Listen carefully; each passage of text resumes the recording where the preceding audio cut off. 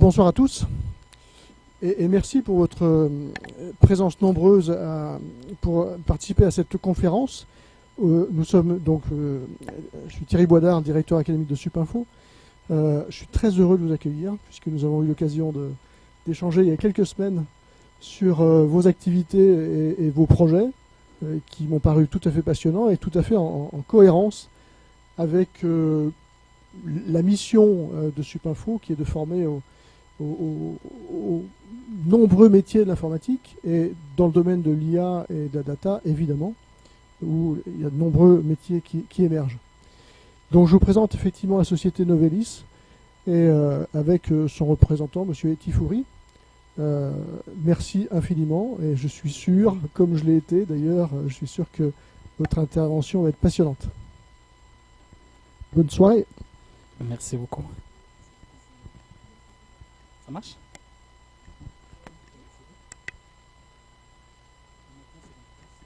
Test? Ah, maintenant c'est bon. Bonsoir. Donc, tout d'abord, je remercie en fait le staff académique, le directeur et les personnels de l'école CEP Info de cette invitation et le fait de nous donner l'occasion de partager avec vous notre expertise dans le domaine de l'intelligence artificielle et ses applications au génie logiciel. Donc, génie logiciel, c'est le métier qui est, ou bien c'est un domaine, c'est une science qui permet de créer des logiciels.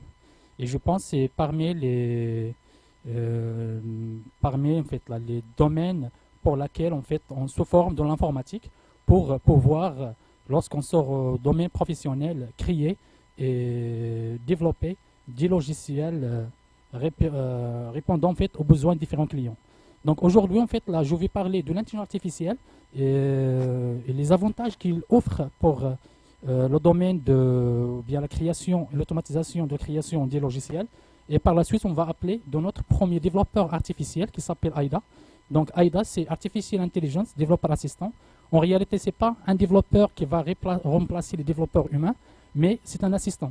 Donc l'objectif, c'est vraiment aider les développeurs pour qu'ils puissent aller plus loin et aller plus vite dans la production logicielle en respectant la qualité et en minimisant le time to market. Alors donc je me présente. Je suis Hassan Etifouri, je suis directeur recherche et innovation chez Novelis. À la base, je suis ingénieur en génie logiciel et je suis docteur en intelligence artificielle. Donc j'ai un background de 13 ans d'expérience en développement logiciel et mes recherches en fait principalement sont sur l'application de l'intelligence artificielle pour accélérer la création des logiciels. Donc aujourd'hui, en fait, on va commencer par une petite présentation de l'intelligence artificielle. L'idée, c'est qu'on ne va pas faire vraiment un cours de l'IA, mais j'utilise ça, c'est mieux. Voilà, donc on va en fait parler un peu sur l'intelligence artificielle, la définition, parce que c'est un domaine en fait qui est très vaste et pour lequel on trouve plusieurs définitions. Et l'objectif, c'est présenter la définition qu'on utilise dans notre laboratoire recherche et innovation chez Novelis. Puis, je vais parler un peu, en fait, quelques mots sur le génie logiciel. Donc, c'est quoi le génie logiciel? Pourquoi, en fait, cette science existe? Et c'est quoi les objectifs, en fait, qu'ils essayent de traiter? On va parler de ce qu'on peut faire avec l'intelligence artificielle pour créer une application, un programme informatique. Par la suite, on va parler un peu de l'historique. Donc, en réalité, le rêve de l'être humain, du début en fait, de la mise en place des ordinateurs et du domaine de l'informatique, c'est communiquer avec une machine à travers du langage naturel. Donc, au lieu en fait, d'avoir des langages artificiels compétents, Java, C++, Fortran ou autres, en respectant certains syntaxes et on doit maîtriser, il faut maîtriser en fait, les différentes librairies et outils offertes par ces langages de programmation. L'idée, c'était est-ce qu'il est possible de communiquer avec la machine comme de façon libre en utilisant le langage naturel? Et pour cela, en fait, il y avait plusieurs tentatives pour répondre à ce besoin. Et dans ce point-là, je vais présenter les tentatives les plus remarquables et qui ont vraiment progressé, faire un grand progrès de l'intelligence artificielle appliquée dans le domaine des génie logiciels. On va parler par la suite de nos travaux de lab, plus précisément l'approche Deep Transforming et notre développeur AIDA. Et à la fin, on va terminer en fait avec une petite présentation de différents agents qu'on a sur AIDA et une petite démonstration. Donc là, je suis en fait la CEO de Novelis. Novelis, c'est une entreprise française internationale et qui intervient en fait sur 4 domaines. Nous avons 4 pôles. Le premier pôle, c'est le pôle en fait Smart Automation. Donc c'est un pôle qui s'intéresse à l'automatisation des tâches répétitives dans un environnement informatique. Et l'idée, c'est quoi? L'idée, c'est en fait un être humain, lorsqu'il utilise un ordinateur, il utilise le clavier, il utilise la souris pour faire des saisies, des manipulations de différentes applications. L'idée, c'est automatiser ces interventions en utilisant l'intelligence artificielle. Parmi les points d'utilisation, dans les organisations, par exemple, publiques ou privées, on peut avoir des agents qui travaillent tous les jours. Ils reçoivent, par exemple, des courriers papier. Ils doivent récupérer ces informations, les saisir dans différentes applications, dans des CRM, faire des reporting, etc. Et ça, c'est un travail manuel, répétitif, qui n'a pas vraiment valeur d'ajouter pour ses employés. Et l'idée, c'est quoi? C'est proposer des solutions intelligentes, capables d'automatiser tout ça. Le deuxième pôle, c'est le pôle solution. Donc, nous sommes éditeurs de 2 solutions. Une qui s'appelle Novipom. Donc, c'est une solution de gestion de commandes et des factures. Et une autre solution qui s'appelle Smart Robi. Donc, c'est une solution qui permet d'automatiser l'exécution du robot du pôle Smart Automation. Le troisième pôle, c'est Novelis Services. Et c'est un pôle dans lequel on développe et on crée des applications pour nos clients. Donc, principalement des applications web à base de Java, J2E, Spring. Et ça, c'est pour la partie back-end. Et la partie front-end, généralement, c'est Angular, React. Et le quatrième pôle, qui est vraiment le noyau de l'entreprise Novelis, c'est le pôle Lab R&D.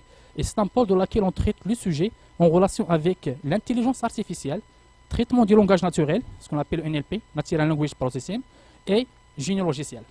Et parmi en fait, les travaux qu'on fait dans ce laboratoire, c'est la création et la mise en place des développeurs artificieux. Donc, puisque l'intelligence artificielle est le point, c'est parmi en fait, les technologies clés qu'on a dans Novelis, nous avons trouvé que c'est un domaine qui est très vaste et du coup, en fait, pour laquelle on trouve plusieurs définitions. Parmi les définitions qu'on trouve, on a en fait quelques-uns qui disent que l'intelligence artificielle, c'est la capacité de résoudre des problèmes complexes.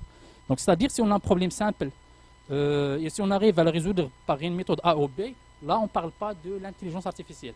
Donc, on n'est pas tout à fait d'accord avec cette définition parce que l'intelligence artificielle, c'est un domaine qu'on peut l'utiliser, quelle que soit la complexité, en fait, quelle que soit la complexité de la tâche. D'autres, ils disent que normalement, l'intelligence artificielle, c'est un ensemble des théories et des techniques permettant de créer des programmes informatiques complexes pour imiter le raisonnement humain. Donc, plus ou moins, en fait, on est d'accord avec cette définition.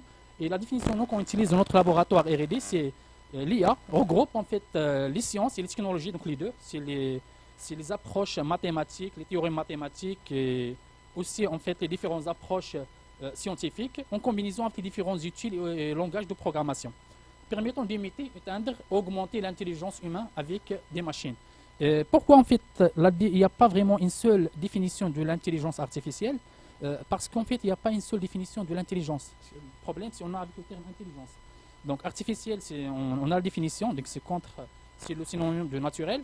Et par contre intelligence, on peut le voir de plusieurs angles et du coup il n'y a pas une seule définition unique.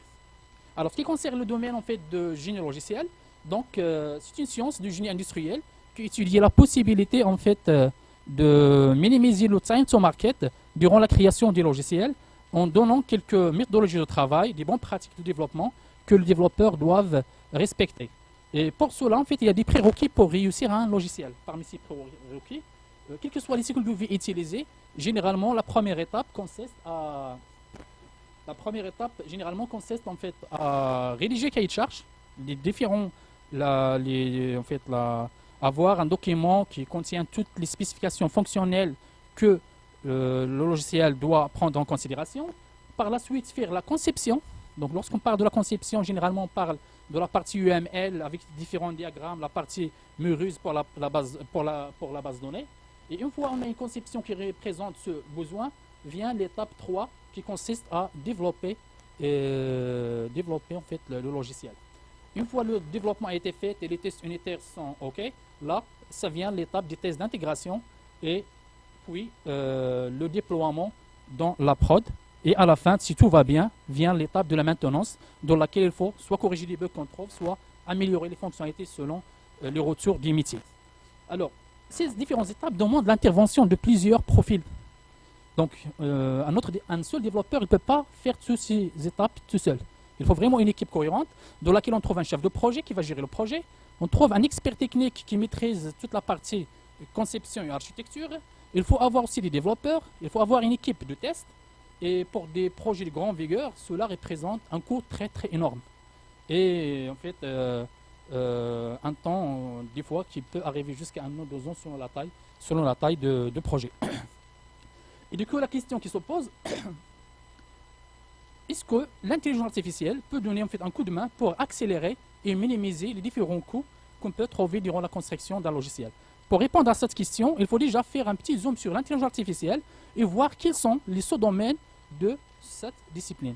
Pourquoi? Parce que l'intelligence artificielle, vraiment, c'est un domaine qui est très vague. Et c'est comme l'informatique.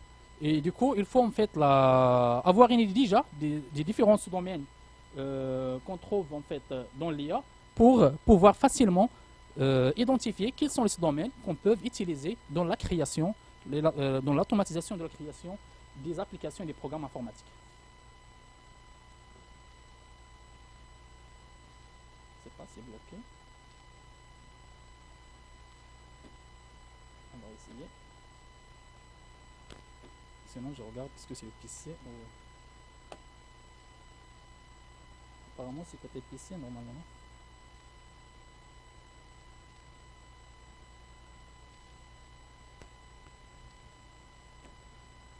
Donc, nous avons dit que l'intelligence artificielle, c'est la capacité de émettre les différentes compétences qu'un être humain peut pratiquer dans son quotidien.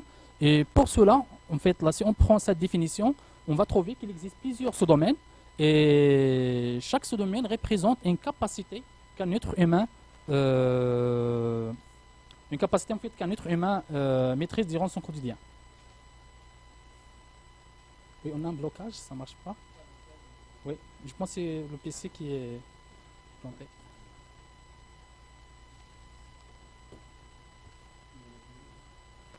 Et le slide 5. Maintenant, c'est bon. Oui. Maintenant, c'est bon. Merci. Alors, j'ai dit en fait, il existe plusieurs sous-domaines de l'intelligence artificielle. Parmi ces domaines, on n'utilise pas forcément tous les domaines dans la création logicielle, on utilise juste quelques-uns. Parmi ces domaines, le plus important, c'est le sous-domaine traitement du langage naturel, ou bien ce qu'on appelle Natural Language Processing. Et pourquoi ce domaine est important dans la création logicielle? Parce que c'est la moyen de communication avec la machine pour créer le logiciel. On va communiquer en langage naturel, et du coup, il faut utiliser les derniers avancées et techniques et approches de ce domaine pour passer d'un domaine non structuré, qui est le langage naturel, parce que je peux demander la même chose de plusieurs façons, et la machine doit être capable de comprendre ce que je demandais pour répondre à mon besoin. Donc parmi les éléments qu'on trouve, bien les sous-domaines qu'on trouve dans ce domaine, c'est la traduction pour traduire un texte d'un langage à un autre, anglais-français par exemple. Dans notre cas, dans nos recherches, on utilise ça pour traduire un texte en langage naturel vers un texte qui est le code en langage artificiel. Voilà. Le deuxième domaine, c'est le domaine speech, ou bien le traitement de la voix. Donc c'est un domaine qui va nous permettre de communiquer avec la machine en utilisant la voix. Et pour cela, on trouve deux sous-domaines. Le premier, c'est speech to text. C'est la possibilité de transformer, traduire en fait la voix en un texte. Et par la suite, traiter ce texte en utilisant les différentes techniques de la partie NLP. Donc pourquoi on ne traite pas directement la voix en tant que signal? C'est tout simplement pour pouvoir réutiliser tous les approches, les concepts qu'on a déjà dans la partie NLP qui s'intéresse au traitement du texte. Le deuxième, c'est text-to-speech. Et ça, c'est le moment où notre robot ou bien notre développeur artificiel veut répondre à une question donnée en utilisant aussi la voix. Le troisième domaine, c'est le domaine de machine vision. Et ça, en fait, là, c'est un domaine qui s'intéresse au traitement d'images. Et pourquoi, en fait, c'est quoi la relation entre traitement d'images et création de logiciel? Tout simplement, lorsqu'on regarde un cahier de charge, on va trouver qu'il y a la description des différentes spécifications en langage naturel, et par la suite, on va trouver les maquettes des différentes interfaces graphiques. Et notre solution, il doit être capable de comprendre qu'est-ce qui existe dans une maquette, qui est en réalité c'est une image, donc dans laquelle La solution doit comprendre que dans l'image, j'ai par exemple un formulaire qui se compose de 3 champs avec 2 boutons, etc., etc. On ne peut pas représenter, en fait, décrire une maquette en langage naturel. Sinon, on va décrire vraiment un long texte, et dans laquelle on va dire la page se compose de 3 boutons, une à gauche, autre à droite, le texte du premier bouton ça, le texte du deuxième bouton ça, etc., etc. Et au final, on va se trouver avec une longue description. Par contre, si on a simplement une image qui représente l'interface à développer, pour un être humain, c'est simple à comprendre ce qu'il faut développer. Et pour cela, pour la machine, pour que la machine puisse aussi en fait comprendre ce qu'il faut réaliser, là, on se base sur des techniques de traitement d'image ou bien machine vision. Le quatrième domaine, c'est un domaine qui est un peu plus ou moins technique et transverse qu'on utilise pour ces trois, c'est machine learning, bien apprentissage machine. Et plus précisément, on utilise la partie deep learning. Pourquoi deep learning? Ou déjà, c'est quoi le deep learning? Deep learning, c'est tout simplement bien ce qu'on appelle en français l'apprentissage profond. Donc, c'est un domaine qui consiste à prendre les données en entrée en format brut, sans faire des traitements. Et c'est à la machine d'identifier quelles sont les caractéristiques permettant de représenter ce qu'on a décrit dans le cas, par exemple, de créer son logiciel, dans notre cahier de charge. Voilà, donc ça, c'est les différents domaines. Alors maintenant, avec ces domaines, qu'est-ce qu'on peut faire dans le cas du géant logiciel? Alors la première chose qu'on peut faire, c'est l'autocomplétion du code. Donc là, on peut imaginer, en fait, là, j'ai une application, je suis un développeur, je dois développer une application. L'idée, c'est que je vais juste initier une partie de mon code. J'ajoute la description en commentaire avant ma fonction qui décrit ce que je veux faire. Et mon IDE de développement doit m'aider à compléter automatiquement le code. Donc ça, c'est parmi les travaux, en fait,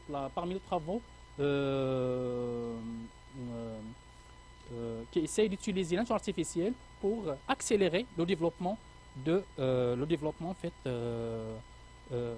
d'un développeur. Sans ce concept-là, qu'est-ce qu'on fait? Il faut que soit la personne soit un expert, soit ayant déjà travaillé sur plusieurs projets, soit à chaque fois il développe un truc, s'il a besoin de lire un fichier, et c'est pas comment lire un fichier en utilisant par exemple Java, il doit revenir vers des moteurs de recherche comme Google, lire un fichier texte en utilisant Java, chercher en fait là, dans les différents résultats, aller à Stack Overflow par exemple, et copier un morceau de code, et le coller, l'adapter au programme. Alors ça prend du temps, et du coup l'objectif de l'intelligence artificielle, c'est vraiment accélérer sa tâche pour les développeurs. Deuxième utilisation de l'intelligence artificielle, c'est la migration automatique d'un langage de programmation donné à un autre. Alors aujourd'hui, dans par exemple les banques, on trouve des legacy, donc des programmes qui étaient développés durant le début de l'informatique, à base de COBOL et à base des langages qui ne sont plus utilisés. Et pour en fait ajouter des fonctionnalités en utilisant les derniers aspects technologiques, c'est très difficile parce que les anciens langages de programmation qu'on a, ils ne supportent pas ça. Pour cela, l'idée c'est quoi? C'est traduire en fait ce code qu'on a par exemple en COBOL vers un code par exemple Java ou C++ ou Python. Donc il s'agit d'une traduction d'un langage artificiel comme COBOL par exemple vers Java. Sans passer bien sûr par la partie cahier de charge. C'est vraiment code vers le code. Un autre cas d'utilisation, c'est la génération du résumé au langage naturel de ce programme. L'idée, ça c'est j'ai une classe et je dois comprendre quelles sont les fonctionnalités que cette classe réalise. Pour cela, je dois lire ligne par ligne et compiler, comprendre pour dire à la fin, ah oui, je comprends, cette classe, elle permet de calculer le TVA et générer en fait les factures liées à un client donné. Donc, l'intelligence artificielle est là pour lire ce code et finalement générer une petite description en langage naturel qui décrit ce que le code peut en fait ce qu'on peut faire avec ce code. Aussi, la génération de la documentation du code source, ça c'est ce qu'on appelle le reverse engineering. Donc j'ai l'application qui fonctionne bien, par contre on n'a pas la documentation, on n'a pas le cahier de charge. Parce que c'est une application qu'on a réalisée en fait en suivant la méthodologie Scrum. Donc Scrum, c'est une méthodologie qui permet de réaliser des logiciels et dans laquelle on travaille par sprint, on peut dire par exemple, chaque 3 semaines, on va développer certaines fonctionnalités et durant ces 3 semaines, le product owner, il va présenter le besoin de façon juste à l'oral et les développeurs, ils prennent des notes et ils développent. Après 6 mois de travail, on va se trouver avec un logiciel qui répond aux besoins. Par contre, on n'a pas la documentation. Et si demain on a des nouveaux arrivés, c'est très difficile pour eux de comprendre qu'est-ce qu'on a développé, qu'est-ce qu'il manque, et dans quel endroit de code il faut intervenir pour corriger certaines anomalies. Alors, cette activité, elle permet de prendre en entrée un logiciel, une application, et générer le cahier de charge. Donc c'est l'inverse de ce qu'on fait nous dans notre laboratoire. Dans notre laboratoire, c'est l'inverse. On donne le cahier de charge et on génère l'application. Ici, on donne l'application qui existe déjà et on demande à l'intelligence artificielle de générer la documentation. Il y a aussi en fait la génération automatique des messages de commits. Lorsqu'on travaille, on construit un logiciel, on travaille en groupe, et chaque développeur, il doit en fait partager son code source avec les autres. Et pour partager ce code source, on utilise généralement des logiciels de gestion de code comme SVN, Git et autres. Et durant le partage, il faut indiquer un message, il faut écrire un message qui décrit ce qu'on a ajouté ou modifié dans le logiciel, pour que les autres puissent facilement comprendre c'est quoi, qu'est-ce que j'ai fait moi en tant que développeur dans la partie partagée avec eux. Alors, l'idée de l'intelligence artificielle, c'est analyser les modifications, les codes supprimés et les codes ajoutés, et rédiger un message qui correspond à ce que le développeur a modifié. Voilà, il y a aussi la possibilité de générer des tests unitaires automatiquement en se basant sur l'intelligence artificielle. Une autre fonctionnalité qui est très importante, c'est la recherche d'une portion de code qui répond à une fonctionnalité. Nous avons un grand projet. Moi, je sais que j'ai la possibilité de faire des recherches multicritères, par exemple, dans un écran. Et il me demande de faire pareil pour un autre écran, mais je ne sais pas où se trouve le code source qui correspond à cette fonctionnalité. Donc là, ce que je vais faire, je vais décrire la fonctionnalité et je demande à l'intelligence artificielle de chercher dans le projet l'endroit, la classe ou les méthodes permettant de répondre à ce besoin. Donc c'est une recherche du langage naturel. C'est une recherche dans un espace du programme à base du langage naturel. Et nous, ce qui nous intéresse, c'est la synthèse des programmes, ou bien la génération des applications à partir d'un cahier de charge. Bien sûr, le rêve de chercheur dans ce domaine, c'est arriver à un stade où un jour, on donne seulement le cahier de charge, l'application, et l'IA génère l'application, mais là, on est très loin de ce domaine. Pourquoi? Parce que, tout simplement, on est encore très loin de l'intelligence artificielle généraliste, ou bien ce qu'on appelle la GI, dans laquelle la machine possède toutes les compétences qu'on peut avoir chez un être humain. Voilà, donc ça a été en fait là, les différentes applications qu'on peut utiliser, que les différentes applications de l'intelligence artificielle dans le domaine du génie logiciel. Alors maintenant, en fait, je vais ici un peu présenter les différentes tentatives qui étaient faites pour faire avancer le génie logiciel à partir de l'intelligence artificielle. Alors en fait, là, le sujet a été posé en fait la première fois lorsqu'on a mis en place les premiers langages de programmation. Et l'idée, c'était comment communiquer avec une machine. La solution simple qu'on a trouvée à cette époque, c'est à travers soit du code machine, soit à travers de l'assembleur, soit à travers du langage procédural comme C et autres. Et avec le temps, en fait, pas à pas, en fait, à chaque fois, on ajoute une couche et on s'approche à l'être humain. Donc, code machine 0.1, c'est très difficile à programmer avec. L'assembleur, plus ou moins, c'est simple, mais ça reste encore difficile. Langage de programmation procédurale, dans laquelle il n'y a pas de notion d'objet. Après, langage de programmation orienté objet, donc comme Java, C#, PHP5 ou plus, etc. Et après, c'est les langages de programmation fonctionnelle. Et dernièrement, c'est ce qu'on appelle le no-code. C'est quoi le no-code? C'est tout simplement, je fais du drag and drop, des différents en fait, composants, et chaque composant représente une fonctionnalité dans mon application. Alors, en fait, durant les premières années de l'industrie, en fait, les chercheurs ils ont essayé de trouver des solutions pour automatiser la communication avec la machine. Et pour cela, il y avait deux équipes. Une première équipe, en fait, qui s'intéressait à tout ce qui s'intéresse en fait au langage de programmation et au framework. Donc aujourd'hui, nous avons plusieurs langages de programmation très évolués. Nous avons plusieurs frameworks.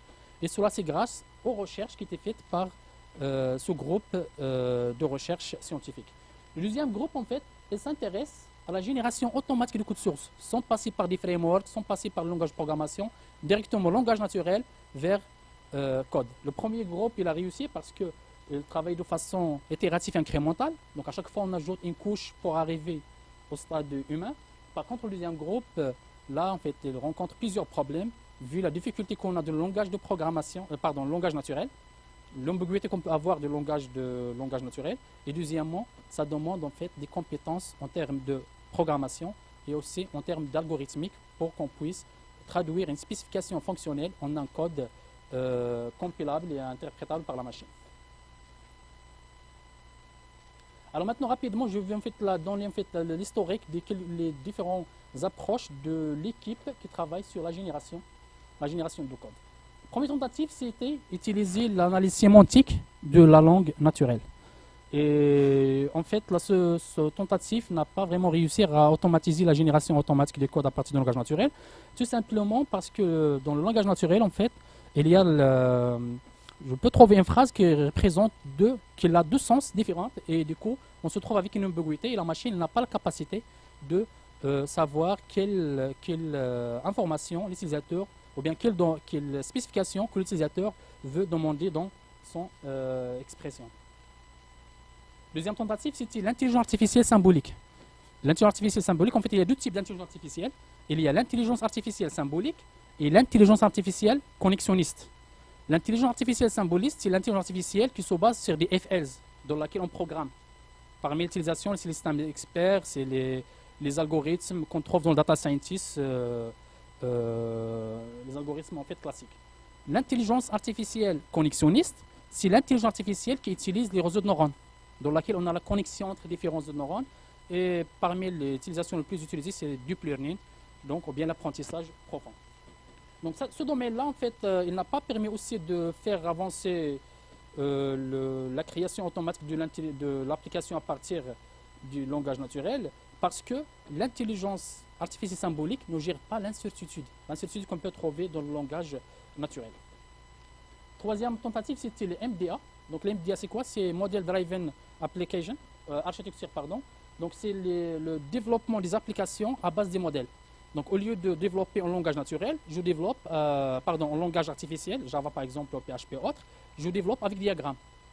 Je crée un diagramme de classe par exemple et je traduis ce diagramme directement vers le code.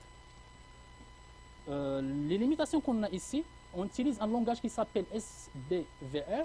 Donc c'est un langage en fait qui permet d'exprimer le besoin et c'est un langage qui demande que la spécification soit en anglais, soit correcte, syntaxiquement et aussi côté orthographe, et il n'y a pas de notion de passé, futur, etc.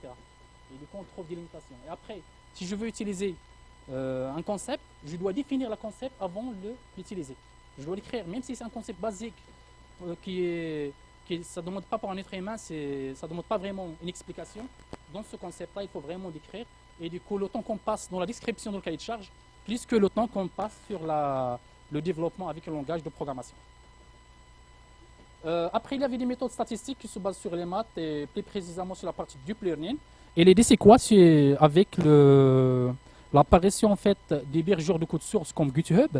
Donc, on a des milliers de projets dans lesquels on a la documentation écrite en langage naturel et on a le code source. Et l'idée, c'est pourquoi ne pas exploiter ça comme des datasets pour créer des modèles capables à comprendre automatiquement la relation entre la description en langage naturel et le code source. Donc ce domaine-là vraiment a bien progressé sur la partie génération de code à partir du langage naturel. Et parmi les utilisations les plus remarquables, c'est Sequence to Sequence. C'est un modèle de traduction de texte vers texte. Généralement, il est utilisé dans la traduction du moteur de recherche Google pour traduire par exemple de français vers l'anglais. Et les chercheurs de l'IA appliquée au génie logiciel utilisent ça pour traduire langage naturel vers langage artificiel. Je dois montrer un texte qui est le besoin en langage naturel et ensuite je reçois un texte aussi qui est le code source de l'application. Les trois dernières tentatives, c'était le Deep Transforming en 2019, c'était par notre laboratoire de recherche et qui consiste en fait à utiliser une solution hybride dans laquelle on mélange l'intelligence artificielle symbolique avec l'intelligence artificielle connexionniste. Et l'idée, c'est pas aller directement d'un cahier de charge vers une application, mais partir d'un cahier de charge vers une application en passant par plusieurs étapes de transformation. Et ça, je vais l'expliquer en fait dans un slide par la suite. Un autre tentative qui était offerte par OpenAI et Google, c'est le Transformer. Donc, c'est quoi un Transformer? C'est une nouvelle architecture qui était mise en place. On fait en fait un apprentissage sur la structure du langage naturel. Ils ont récupéré des articles, des millions d'articles. Ils ont récupéré par exemple Wikipédia, tous les articles qu'on trouve dans Wikipédia, et ils ont donné ça à la machine pour comprendre la nature structurelle du langage naturel, comprendre la syntaxe, comprendre la sémantique et tout. Et parmi l'utilisation de ce domaine-là, on l'utilise dans toutes les tâches de traitement de langage naturel, c'est-à-dire dans la traduction, dans l'autocomplétion. Je peux juste donner une petite phrase, le début d'un roman par exemple, et grâce au transformer, je peux prédire la suite de l'histoire que j'ai de mon roman. Donc, nous avons utilisé ça dans la génération de code source. Pourquoi? Parce que tout simplement, générer un code source demande de comprendre le langage naturel. Et vu le résultat vraiment très intéressant qui était donné par ce type d'architecture, on a intégré ça dans les différents travaux liés à la génération de code source. Une autre tentative était faite par GitHub, c'est Copilot. Donc, je ne sais pas si vous avez vu dans LinkedIn, YouTube et d'autres quelques démonstrations dans lesquelles le développeur il décrit seulement la description du langage naturel, il commence à écrire le code et automatiquement l'IDE il complète la suite du code. Donc tout simplement, qu'est-ce qu'ils ont fait dans cette partie-là? Ils ont récupéré tous les projets qui sont hébergés dans GitHub, qui sont des projets open source. Ils ont la description du langage naturel, ils ont le code source, ils ont mis en place des transformers avec d'autres modèles pour l'apprentissage et automatiquement ils ont trouvé la relation entre une description du langage naturel et le code généré. Voilà, le dernier tentative, c'est le développeur artificiel. Et ça, c'est un travail qu'on a mené ici chez Novilis et qui consiste en fait à avoir, au lieu de donner un cahier de charge à l'intelligence artificielle pour générer l'application, non, on va avoir en fait un chatbot qui est capable de communiquer avec l'être humain. Et s'il se trouve devant une ambiguïté, il va revenir vers l'être humain pour demander plus d'éclaircissement sur son besoin. Et au final, on travaille en collaboration avec ces développeurs artificiels pour accélérer la création des logiciels avec une très bonne qualité. Alors, le programme fait de recherche qu'on utilise chez Novilis, qui s'intéresse à ça, il s'appelle Smart Programming, ou bien la programmation intelligente. Et l'idée, c'est prendre un besoin en entrée, qui est le cahier de charge, et générer l'application en question.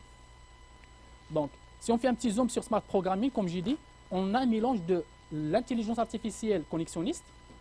Donc, on prend en entrée le langage naturel et en utilisant des réseaux de neurones, des transformers, du deep learning et toutes les approches qu'on peut trouver dans l'intelligence artificielle symbolique. On génère en fait des modèles qui sont en réalité soit des diagrammes de classe, des diagrammes MCD de Muruse ou plus ou moins des représentations des besoins d'une manière bien structurée. Et à travers en fait l'intelligence artificielle symbolique, c'est-à-dire à travers de l'ingénierie, on fait la transformation de ces différents modèles vers un code compilable par la machine. Donc le dupe transforming, c'est ça. Donc au lieu de générer l'application directement depuis le cahier de charge, qu'est-ce qu'on fait dans notre laboratoire? C'est en fait on fait plusieurs transformations et dans chaque transformation on essaye de structurer le besoin qui est décrit en langage naturel, qui est décrit dans un domaine non structuré. Par exemple ici, la première étape, on va corriger l'orthographe. L'étape suivante, on va résoudre en fait les coréférences. Donc j'ai par exemple ce qu'on utilise dans notre cas, c'est le langage utilisé c'est l'anglais. Par exemple j'ai product has name and par exemple it has une autre propriété. Alors dans ce cas le it ici il représente product. Il faut que la machine comprenne que it c'est product et du coup trouver la relation, comprendre que product il a deux propriétés, le name et le deuxième attribut. Et pour faire ça, on fait cette étape, par exemple ici, la résolution de coréférence. Et on a d'autres en fait traitements jusqu'à arriver à un stade où on a des phrases très simples, dans lesquelles il n'y a pas d'ambiguïté, et on traduit ces phrases vers un modèle compréhensible par la machine. Et par la suite, il suffit juste de traduire ces modèles pour finalement générer l'application en question. Voilà, donc le développeur artificiel AIDA, en réalité, il ne s'agit pas d'un seul développeur, mais en réalité, c'est un ensemble des agents intelligents qui communiquent entre eux. Et AIDA, c'est quoi en réalité ce qu'on voit? C'est un chatbot. AIDA, c'est juste le chatbot. Mais derrière le chatbot, ici, il essaie d'assurer la communication avec l'utilisateur.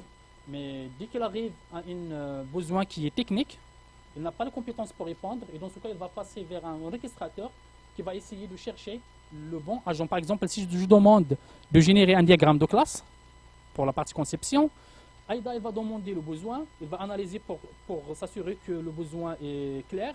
Après, il va appeler le microservice ou bien l'agent ayant l'expertise de génération de diagrammes de classe. Alors parmi en fait actuellement AIDA est capable de générer des applications web. Donc on ne travaille pas sur la partie desktop ni la partie mobile. Et pour le web, plus précisément sur le domaine Java, Java J2E. Donc pour la partie backend des technologies en fait maîtrisée par AIDA, c'est Java J2E, Spring avec les différents librairies et frameworks de Spring. Pour la partie front, il supporte React et Angular. Et pour cela, on a plusieurs agents. Le premier agent, c'est un agent qui s'appelle CRUD. CRUD, c'est Create pour créer des objets, Read pour lire les objets, Update, Delete, et S, c'est la partie Search pour permettre à l'utilisateur de faire des recherches dans l'application. Un autre agent, il est responsable de la partie IHM, il s'appelle IHMGen, et cet agent, en fait, il se base sur le traitement d'image, sur la partie intelligence artificielle. Il prend en entrée une image qui représente la maquette, et derrière, il génère le code source HTML, JavaScript, CSS, en utilisant aussi Bootstrap pour la partie web responsive. On a un générateur de la partie web service, un générateur des algorithmes, donc il prend en entrée une description langage naturel qui génère le code répondant en fait à cette spécification fonctionnelle. SQLGen, c'est un générateur en fait de requête SQL. Et en fait, ça c'est un générateur le plus intelligent dans la partie AIDA. Il est capable de générer une requête SQL en prenant en entrée le schéma de la base de données et la question en langage naturel. Et derrière, il donne une requête SQL capable, en fait, une requête SQL exécutable par la machine, c'est-à-dire il respecte la syntaxe du langage SQL, et plus que ça, il prend en considération la spécification demandée en entrée. Voilà, la dernière partie, c'est la génération de la base de données en se basant sur la description, en se basant en fait sur les entités décrites dans le cahier de charge. Et pour en fait synchroniser tous ces agents, on a en fait ce qu'on appelle le Product Gen Orchestrator qui est responsable de l'orchestration de ces différents éléments. Voilà. Avant de passer à la démonstration, juste pour information, nous avons fait participer dans plusieurs challenges, donc qui correspondent plus ou moins en fait du domaine d'activité de notre laboratoire. Et le premier en fait challenge c'était Spider. Donc Spider c'est un challenge amené par l'université Yale et qui consiste à générer des requêtes SQL à partir du langage naturel. Donc ils ont fait un corpus ou un dataset qui contient des milliers de bases de données, et des milliers aussi de questions en langage naturel, et il faut que la solution génère la requête SQL qui répondant en fait à la question écrite en langage naturel. De le challenge, il y avait en fait Microsoft, IBM, Facebook, donc des leaders de l'intelligence artificielle. Il y avait aussi des universités comme Washington, l'Université de Singapour, il y a l'université. Et dans ce challenge, en fait, notre agent SQLGen a obtenu la deuxième place dans ce challenge. Donc le challenge est disponible sur Internet. Il suffit juste de chercher Spider Challenge et vous trouvez en fait le détail avec le tableau de bord des différents participants et le classement de chaque participant. Le deuxième challenge, c'est un challenge organisé par Microsoft qui s'appelle Code XGLUE et qui consiste à générer du code Java à partir du langage naturel. Et là, on a obtenu aussi la deuxième place dans ce challenge. Voilà. Donc, grâce à ces différents travaux, en fait, on a le statut GEI. Donc, c'est un statut GEI, c'est Jeune Entreprise Innovante. C'est un statut fourni par l'État et qui est certifié que l'entreprise travaille sur du sujet en fait, de recherche et innovation de façon générale. Et pour nous, c'est des sujets en relation avec l'intelligence artificielle. Alors, tous nos travaux sont plus ou moins open source. Donc, on publie à chaque fois on arrive à un stade où on trouve des nouveautés, on essaie de publier sous format des articles scientifiques. Donc, nous avons publié en fait un grand nombre d'articles scientifiques dans différentes conférences et aussi des journaux. Et du coup, pour les personnes intéressées, ils peuvent en fait, faire juste une recherche sur Google en tapant des mots-clés, par exemple SQL Generation Movies. On peut trouver différents articles qui décrivent en détail les approches, la méthode de travail, les résultats obtenus dans les différents travaux. Donc je vais revenir juste rapidement vers la démonstration, comme ça vous aurez une idée qu'est-ce qu'on peut faire avec AIDA. Okay.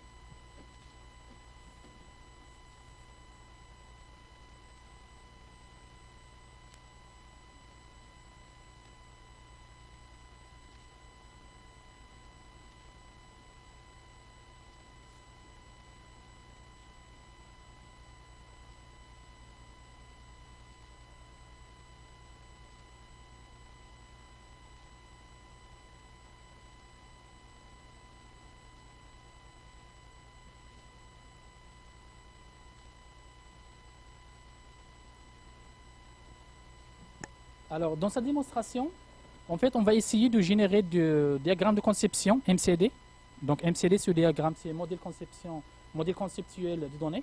Donc c'est un modèle qu'on trouve dans la méthodologie Muruse. Donc c'est une méthodologie, bien c'est une méthode qui permet de concevoir des bases de données. Et cela en se basant sur communication à base du langage naturel. Par la suite, générer en fait la base de données et finalement générer toute une application CRUD répondant à notre besoin.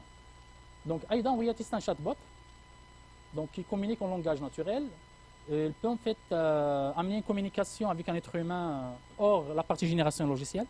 Donc on peut demander à AIDA quels sont ses créateurs, quelles sont les fonctionnalités qu'il maîtrise, quels sont les problèmes qu'il rencontre en fait dans les différentes tâches qu'il réalise et en fait il a la possibilité de répondre. Bien sûr en fait là tout ça c'est programmé, c'est pas il va pas si on pose une question pour laquelle il n'a pas fait de l'apprentissage avant, il ne peut pas répondre. Voilà, donc voici en fait un exemple des questions qu'on peut poser. Voilà, donc là je reviens juste ici pour dire en fait là pour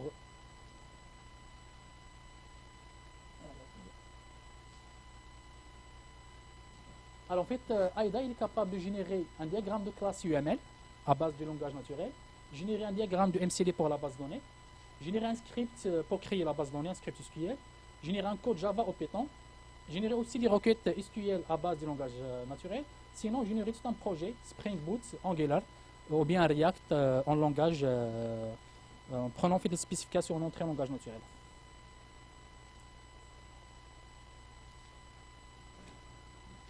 Voilà, ici on demande en fait de générer un MCD.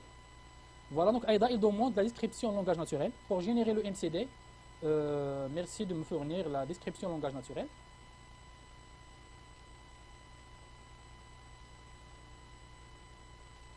Voilà, donc là ça c'est notre description de notre besoin. Catégorie A, une description, un statut. Le produit contient un titre et il doit avoir une longue description, etc. Ça c'est la description de notre besoin.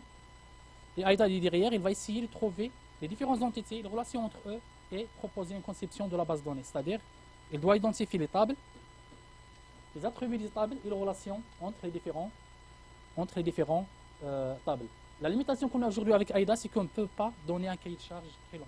On doit juste donner des petites descriptions parce que notre modèle, il a fait l'apprentissage sur des petites descriptions. Donc dès qu'on a un grand texte, il faut déjà le processer, il faut le copier en des morceaux et passer morceau par morceau. Et le problème, si on fait ça, il y a des fois liaison entre les parties et AIDA ne va pas les prendre en considération et du coup il va générer des trucs soit redondants, soit qui ne répondent pas à notre besoin. Alors maintenant c'est la partie database, donc c'est la même chose. On demande à AIDA de générer le script de la base de données. Donc AIDA il va faire la même chose que le diagramme, juste au lieu de générer un diagramme, il va générer les tables, le code source SQL. Voilà, donc AIDA il demande la description en langage naturel.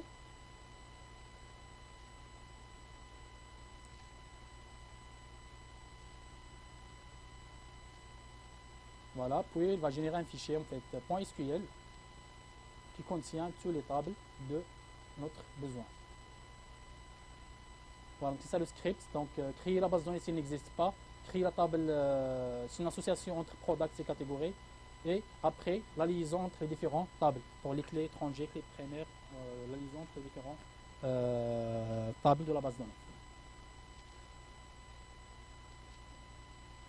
Voilà, maintenant on va demander à AIDA de générer toute une application. C'est-à-dire là, pourquoi en fait on passe par ces étapes? Juste pour être sûr qu'il a bien compris. Donc qu'il n'a oublié aucune table, que la relation entre les tables est bonne et que chaque table, chaque objet, chaque entité contient tout ce qu'il faut. Si on trouve qu'il manque des choses, on doit revenir pour reformuler notre besoin et voir si AIDA peut en fait le prendre en considération. Voilà, maintenant on va voir la partie back-office, donc c'est la génération d'une application CRUD. Donc on a fait la même chose, donc on a donné le même besoin, puisqu'on a trouvé que ça répond en fait à le diagramme de la base de données et de MCD répond à notre spécification d'entrée.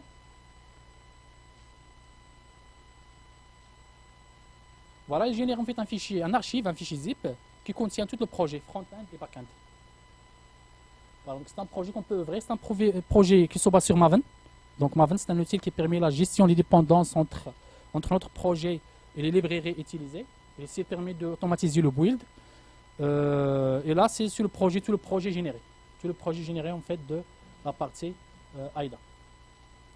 Donc on trouve toutes les classes fonctionnelles et métiers on trouve en fait une partie qui est permettant de se connecter à la base de données et faire les opérations CRUD, ajouter, modifier, supprimer, lister, etc. Il génère aussi la partie métier, la partie web service et finalement le back-end ou bien le front-end qui est une application Angular dans ce cas. Voilà, l'application générée, c'est une application qui gère par défaut les droits d'accès. Donc automatiquement, on a la notion des droits d'accès, on a la possibilité de créer un utilisateur, supprimer un utilisateur, etc. On a la notion de régénérer un password au cas d'un oubli. Et automatiquement, je me trouve toutes les entités, toutes les classes que AIDA a identifiées dans le cahier de charge.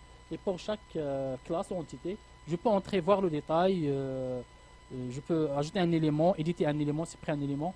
Et bien sûr, on ne va pas partir en production avec ça. Ça, c'est juste en fait c'est une base qu'on peut utiliser pour accélérer le développement. Derrière, il faut que le développeur vienne ici pour modifier le CSS, le style, le template, ajouter certaines fonctionnalités avant de partir en production.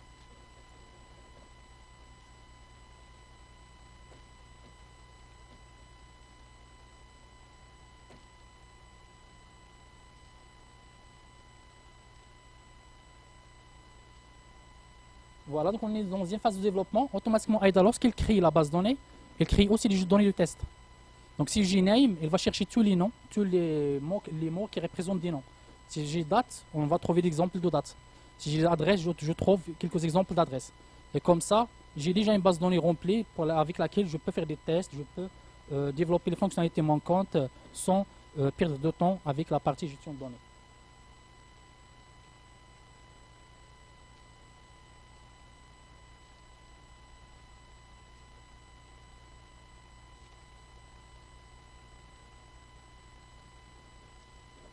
Voilà, donc c'est la fin de la démonstration. Donc je vous remercie et je suis à votre disposition si vous avez des questions sur soit les différents travaux qu'on a, soit sur l'intelligence artificielle de façon générale, ou sur la partie génie logiciel. Voilà, merci.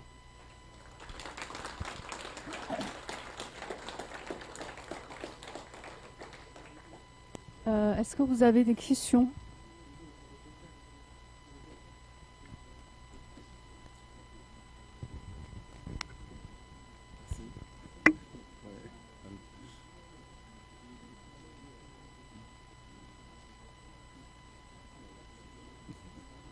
Bonjour, Bonjour. je m'appelle Taki, je suis étudiant en 5e année. Je me pose une seule question en fait, c'est que ce que vous faites, c'est très intéressant.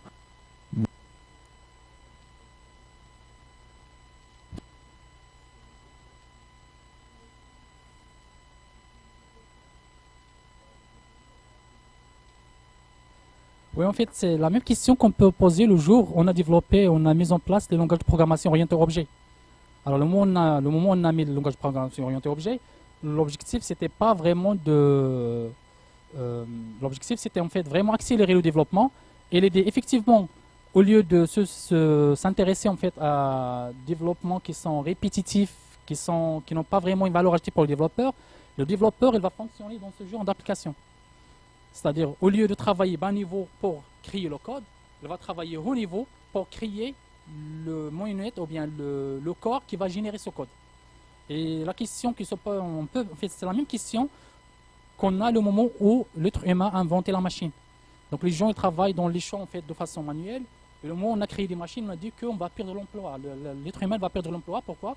Parce qu'une machine va remplacer, je ne sais pas, des milliers de personnes dans le domaine de l'agriculture. C'était vrai, mais derrière, on a créé aussi de l'emploi. D'ailleurs, aujourd'hui, en fait, je suis là et vous êtes là aussi, c'est grâce à ça. C'est grâce à ce progrès technologique et scientifique. Donc l'idée, c'est vraiment, c'est vrai, certains types d'interventions ne sont plus en fait destinés à l'être humain, c'est la machine qui va le faire, mais on va créer d'autres opportunités, d'autres emplois, et ces emplois-là vont donner en fait plus de, comment dirais-je, l'être humain il va donner plus de valeur ajoutée dans son travail et il ne va pas faire un travail répétitif. Parce que généralement, dans le développement, surtout d'un grand projet, à certains moments, on arrive à un travail qui est répétitif. Je fais la même chose, des copier-coller, ajouter, modifier, supprimer avec des règles, etc. Mais l'idée ici, c'est travailler dans un niveau qui est proche à l'être humain en termes de spécification et créer des modèles capables à générer le code. Et pour information, on est très loin de en fait, créer une application, ou bien une intelligence artificielle capable de prendre en entrée un cahier de charge tel qu'elle est et générer une application parfaite qu'on peut mettre en production. Pourquoi? Parce que pour faire ça, il faut arriver au niveau de l'AGI. De l'intelligence artificielle, il y a 3 niveaux. Le premier niveau, c'est la ANI, Artificial Neural Intelligence. Donc c'est l'intelligence artificielle spécialisée. Et aujourd'hui, on est à ce niveau-là. La machine est capable, par exemple, de faire la traduction anglais-français. Il est capable de générer de la musique. Il est capable d'identifier des éléments dans une image. Par contre, il n'est pas capable de faire un seul modèle IA, il n'est pas capable de faire plusieurs tâches en même temps. Et pour faire ça, c'est l'être humain.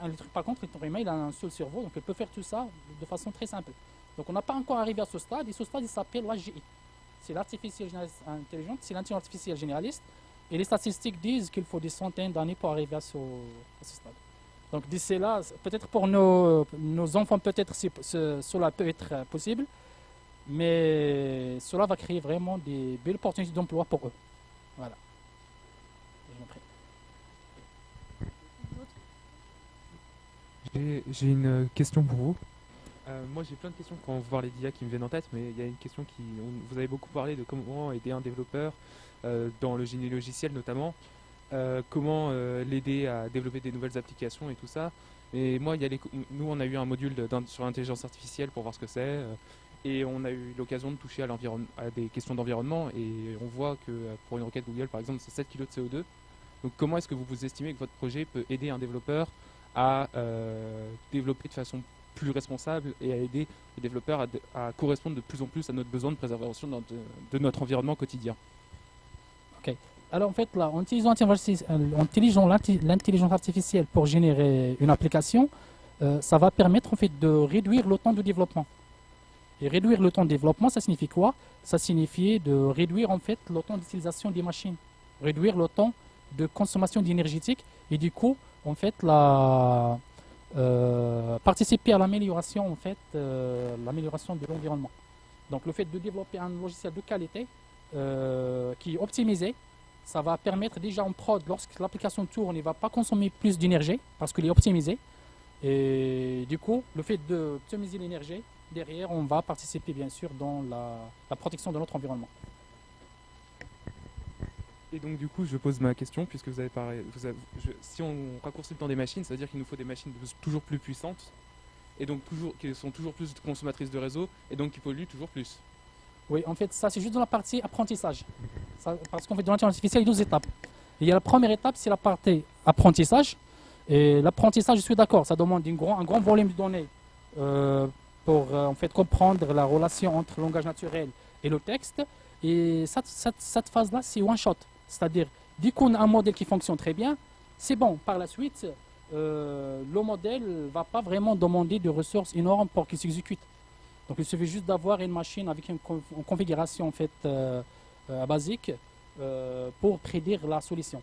Donc c'est un investissement qu'on va faire effectivement au début.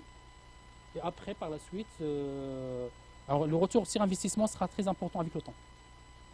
Voilà, c'est pas tous les jours. En fait, le modèle ne va pas consommer trop d'énergie en fait tous les jours. C'est juste durant la phase de l'apprentissage et la mise en place de notre modèle d'intelligence artificielle.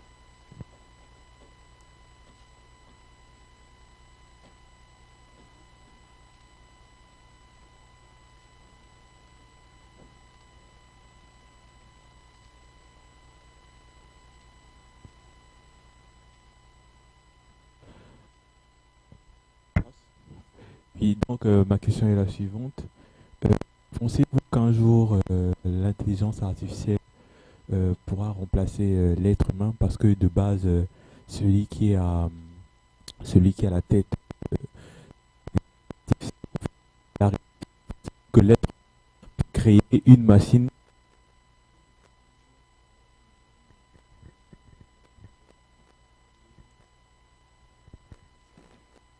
Oui, en fait, là, pour ce sujet, il y a un grand débat sur ce sujet. Et généralement, les gens, surtout, sont en fait, plus ou moins impactés plus ou moins avec les séries de science-fiction, dans laquelle on voit la machine, en fait, elle arrive à dépasser l'être humain et prendre le contrôle. Et en réalité, en fait, non. tant que la machine a été créée par un être humain, toujours on a en fait le contrôle. Bien sûr, il y a des personnes malveillantes qui peuvent l'utiliser pour, pour faire des mal, mais en fait là, on a toujours les moyens de contrôle, on a les moyens en fait pour créer d'autres concepts, d'autres approches permettant de contrôler et sécuriser l'utilisation de cette science. Donc c'est un domaine, comme on peut dire en fait là, qui a ses avantages, ses inconvénients, mais c'est à nous, c'est à notre. Et d'ailleurs, pour ce point, on parle de l'éthique de l'IA et dans laquelle en fait les chercheurs, les développeurs, les intervenants dans ce domaine, ils ont une grande responsabilité pour utiliser en fait cette technologie pour le bien de l'humanité. C'est la même chose que le nucléaire en fait. On peut utiliser le nucléaire pour produire l'énergie et faire avancer en fait les différents domaines quotidiens de l'être humain, qu'on peut l'utiliser dans les bombes et du coup en fait faire des mal aux autres. Donc c'est à nous en fait, c'est la responsabilité revient à l'être humain et c'est pas à la machine.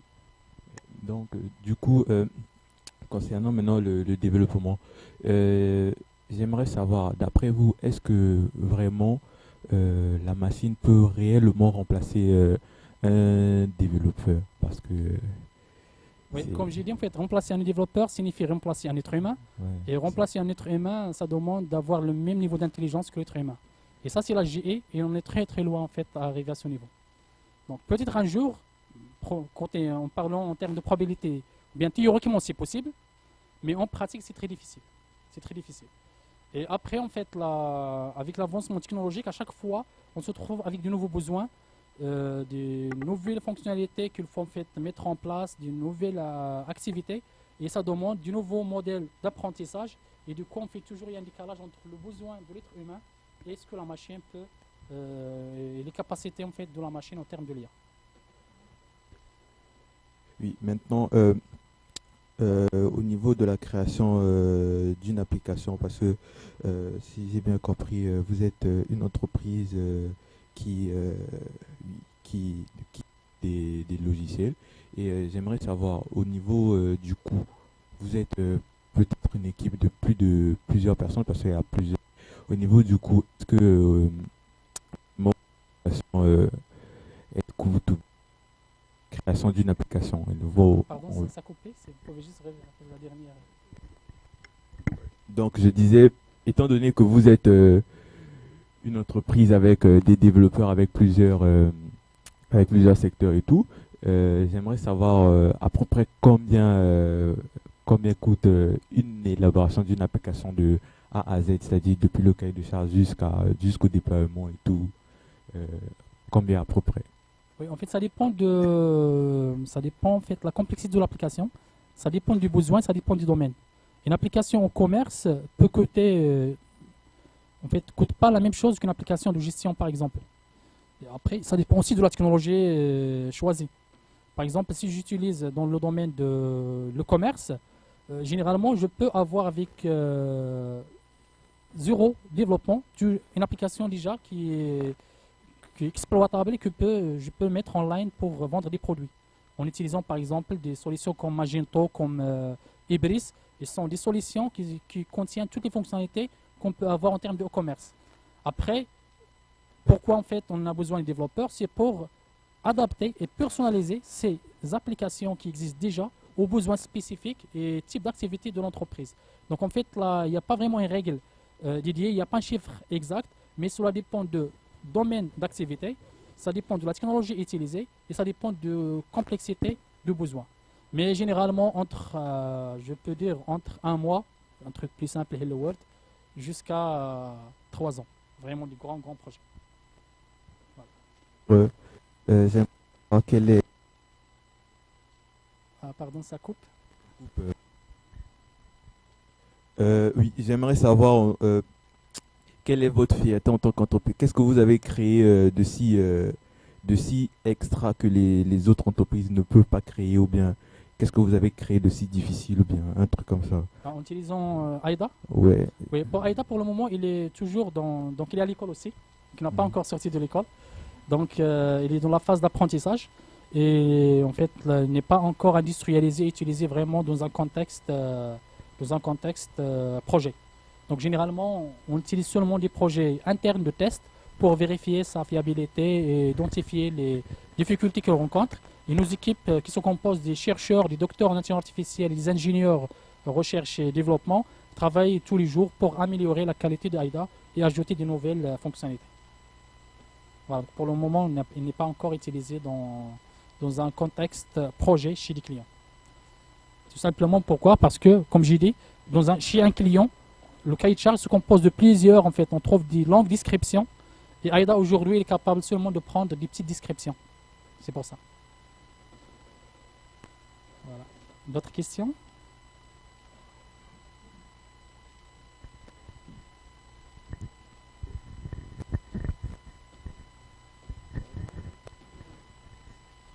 Bonjour, moi je m'appelle Ayman et deuxième année on cherche à se spécialiser, enfin on va chercher notre vocation de spécialisation pour le master et donc je voulais apprendre ce qui se fait, enfin les spécialisations à Supinfo. Il y a l'intelligence artificielle, j'y connais pas grand chose et donc je voulais simplement poser une question parce que c'est une question qui me turlupine. Comment on crée des neurones artificiels? Est-ce que c'est via les mathématiques ou avec des programmes informatiques enfin voilà, on va dire c'est un peu flou pour moi, donc je voulais savoir. D'accord, ok. Alors en fait, dans l'intelligence artificielle, comme j'ai dit, il y a deux familles. Il y a la famille l'IA symbolique. Et l'IA symbolique, généralement, c'est de la programmation qui se base sur des FLs, de boucle forcée de code, ok? Et généralement, ça, c'est des algorithmes qui sont déjà connus dans le data scientist et qui ne demandent pas vraiment de connaissances avancées, connaissances mathématiques préalables très avancées. Donc, il suffit juste de récupérer la bibliothèque, par exemple, qu'on a dans Python, appeler l'algorithme, préparer les jeux de données et lancer la machine et répondre aux besoins clients. Et la question qui se pose dans ce type ce type d'intelligence artificielle, c'est j'ai plusieurs algorithmes. Et quel est le meilleur algorithme qui peut donner des résultats, des bons résultats qui répondent à mon besoin? Et pour cela, ça demande d'expérience. Je dois faire des expérimentations avec l'algorithme A, l'algorithme B, l'algorithme C, etc. pour comprendre la relation entre la complexité de mon besoin et l'algorithme qu'il faut mettre en place. Voilà. Et généralement, je vous conseille, si vous voulez en fait orienter dans ce domaine-là, sur la partie IA symbolique, de regarder, il y a sur Internet plusieurs benchmarks. Donc on trouve tous les algorithmes, différentes problématiques et le résultat donné pour chaque algorithme. Comme ça, vous aurez une idée de quel algorithme il faut choisir. Le choix de l'algorithme dépend de plusieurs paramètres. De la taille de la base de données que j'ai, dataset que j'ai, pour laquelle je vais faire le traitement ou l'apprentissage, dépend aussi de différents features ou bien les différentes caractéristiques que j'ai dans mon problème et dépend aussi de mon environnement, la capacité de GPU, mémoire et les ressources que j'ai. Le deuxième branche, c'est l'intelligence artificielle connexionniste. Et ici, c'est la partie qui demande de laquelle on utilise les réseaux de neurones. Et pour cela, on peut trouver deux équipes. Équipe des chercheurs qui doivent avoir des connaissances plus ou moins avancées en mathématiques. Pourquoi en mathématiques? Parce que tout simplement, je dois trouver une fonction f qui permet de prendre en entrée les données soit brutes, soit les données déjà préprocessées, et trouver la relation avec la réponse attendue. Donc on peut imaginer que nous avons nos espaces. Un espace de points d'entrée, si on prend notre exemple, un espace du langage naturel, un espace de différents programmes, et il faut trouver une fonction f qui permet d'associer chaque élément de cet espace avec un autre élément de le deuxième espace. Mais ce n'est pas vraiment un prérequis ça. Pourquoi? Parce que tous les travaux qui étaient faits par les chercheurs ont été traduits via des bibliothèques. Donc je dois juste comprendre le concept de base de ce qu'est l'intelligence artificielle, qui sont les types de réseaux de neurones qu'on a. Je fais des petits TP, des petits projets, et par la suite, je peux travailler dans des grands projets sans problème. Merci beaucoup. Je vous remercie.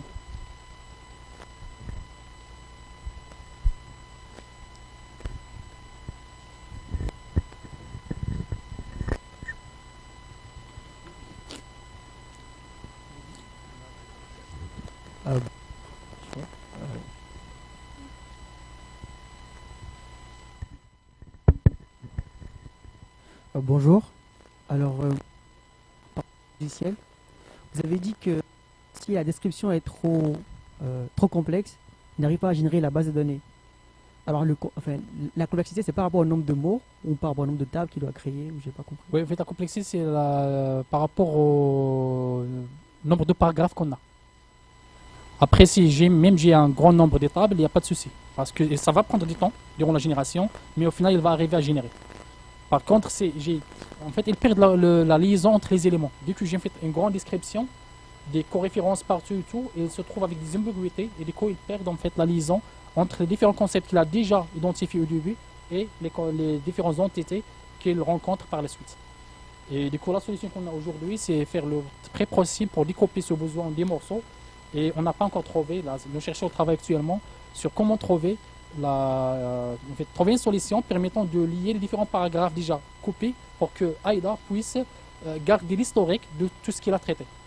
Sinon, il va générer en double les éléments. Donc, je vais trouver une table qui s'appelle Product, une autre table qui s'appelle Produit. C'est par exemple, j'ai un autre terme qui représente tous ces products avec des attributs soit similaires, soit l'un doit compléter l'autre. Et cela en fait représente des problèmes dans la génération de l'application en toute sa totalité. Voilà. Bonjour. Bonjour. Je suis Emmanuel, je suis en 5e année. Je voudrais savoir, s'il vous plaît, sur quel modèle ou à partir de quel modèle AIDA se base pour construire son intelligence artificielle. Oui, en fait, comme j'ai dit, AIDA, c'est pas un seul développeur, c'est pas un seul modèle. C'est un ensemble en fait des agents. Chaque agent est spécialiste dans un domaine. Et en réalité, techniquement parlant, chaque agent, c'est un microservice. Microservice, c'est quoi? Tout simplement, c'est un programme autonome qui s'exécute dans un environnement isolé en utilisant des techniques de virtualisation comme Docker ou autres, et dans laquelle, en fait, on utilise soit des approches, soit des techniques très spécifiques. Par exemple, si on prend le cas par exemple, génération d'une base de données, l'agent responsable de la génération de la base de données, c'est un agent qui maîtrise la partie SQL et c'est un agent qui maîtrise la partie purement NLP, donc traitement du langage naturel. Si on prend l'agent responsable de la génération des requêtes SQL, c'est pas de la base de données, c'est des requêtes SQL, là c'est un modèle connexionniste dans lequel on trouve peu de NLP, mais c'est des Deep Learning avec des transformers pour en fait traduire la description langage naturel vers la requête SQL. Et à chaque fois on trouve en fait une nouvelle approche, un nouveau concept, on met à jour ce modèle et on utilise les technologies en fait nécessaires et les approches nécessaires pour développer, prendre en compte cette approche. D'accord, merci. Aussi, en perspective, est-ce que vous avez prévu plus tard de développer des modèles qui vont utiliser d'autres langages de programmation tels que aujourd'hui je crois qu'il y a un module qui permet de coder intelligemment sur GitHub, qui utilise du code sur GitHub et qui fait de l'autocomplétion. Du coup, je voudrais savoir, est-ce qu'en perspective avec SQL, est-ce que vous avez prévu de développer d'autres langages de programmation?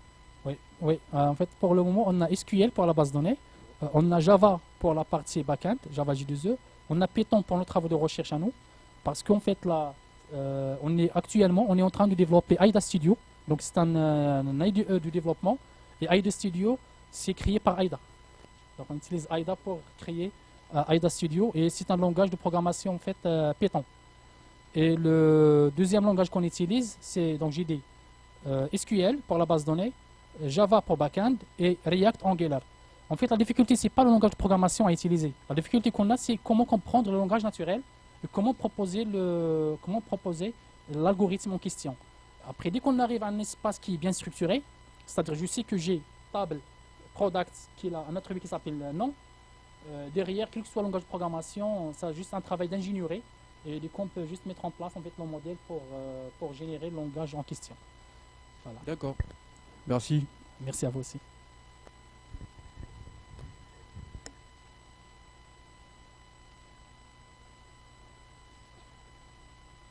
D'autres questions?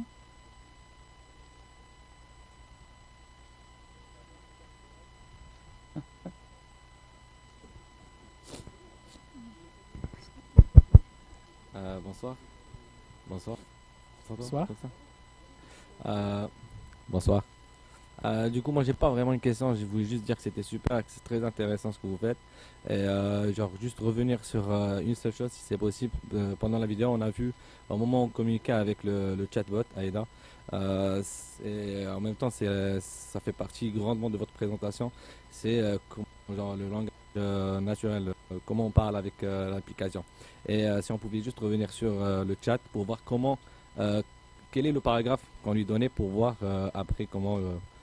Ça va, on regarde le paragraphe qu'on a décrit et le Voilà, résultat obtenu. exactement. Merci. Moi, je vous en prie.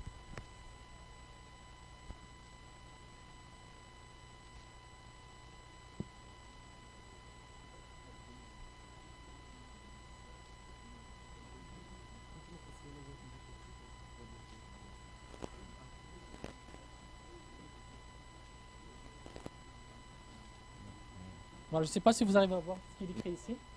Alors je vais essayer de lire plus ou moins. Category has a description and it has a status. Donc product contain a title. On va prendre un par un. Catégorie en fait contient une description.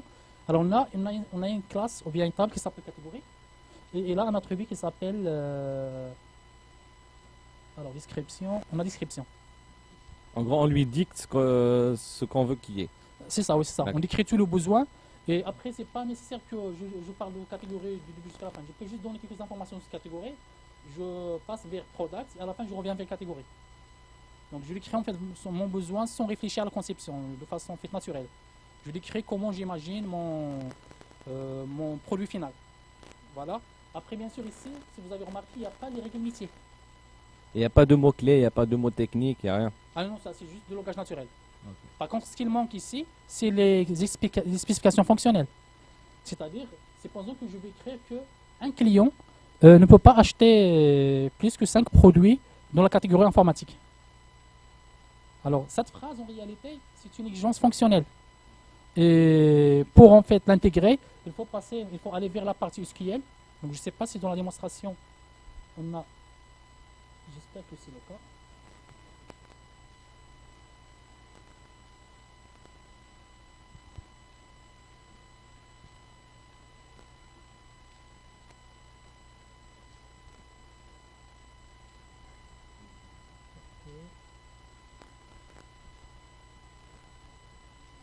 Alors je regarde juste la partie SQL, j'espère qu'on a une partie. Voilà, c'est ça. Voilà, alors pour répondre en fait à ce besoin, qu'est-ce qu'il faut faire? Il faut en fait donner le schéma de la base de données et poser la question en langage naturel. Donc normalement la question se trouve avant et automatiquement il va générer une requête SQL qui va prendre ça en considération.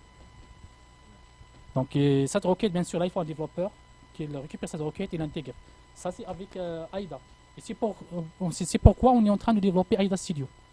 Donc AIDA Studio, c'est une solution qui se base sur AIDA et qui va permettre d'intégrer automatiquement en fait la requête dans le bon droit de code. Donc AIDA Studio c'est quoi? C'est comme un IDE de développement, comme Eclipse, comme NetBeans, comme PyCharm ou autre, dans laquelle je peux créer un nouveau projet, je décris un langage naturel et automatiquement je génère l'application et après je mets à jour cette application toujours en langage naturel.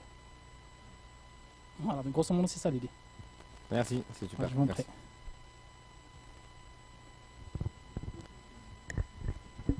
Vous avez beaucoup parlé et je vous remercie pour votre conférence. Et donc, je vais revenir sur mon dada, c'est-à-dire l'écologie. Le GIEC nous donne 5 ans avant de pouvoir changer nos habitudes pour pouvoir infléchir et espérer d'infléchir la progression du réchauffement climatique. Et vous avez dit que votre application allait consommer beaucoup pour apprendre. En combien de temps est-ce que vous pensez répondre aux besoins du GIEC de infléchir la courbe pour pouvoir espérer conserver notre environnement et notre qualité de vie qu'on a actuellement sur Terre, si je puis dire? Donc votre question en fait, s'il vous plaît, votre question en fait c'est est-ce que la phase de l'apprentissage consomme plus d'énergie, c'est ça? Oui, au début, oui.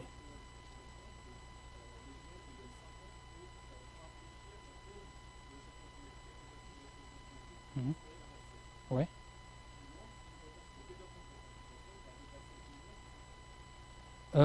Oui, j'ai pas vraiment une réponse pour ne pas dire en fait là puisque ça demande en fait là des études avancées pour donner une réponse. Il faut pas juste comme ça dire oui ou non. C'est une question qui demande la réponse c'est oui ou non Et du coup, en fait, il faut vraiment une étude en fait, spécialisée, avancée dans le domaine de la partie environnement pour voir, parce que ça dépend en fait de est-ce qu'on utilise du GPE, est-ce qu'on utilise du CPE, est-ce qu'on utilise du TPE, et selon la nature des composants en fait, techniques qu'on va utiliser, la consommation d'énergie en fait varie.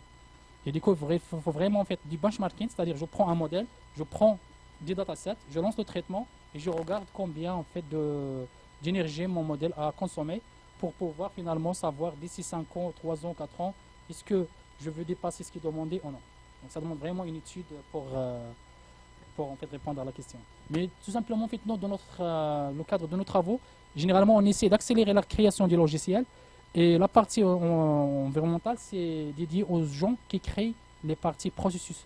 C'est vraiment la partie électronique, c'est en fait, c'est le rôle surtout des ingénieurs partie électronique, traitement de signal, pour optimiser en fait, la consommation de l'électricité et de l'énergie durant l'exécution de différents en fait, processus et tâches de l'ordinateur. Voilà. Bon, aussi.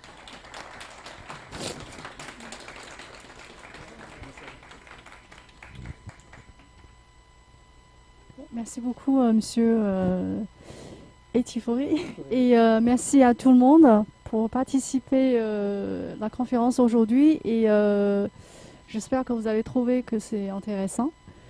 Oui, ok.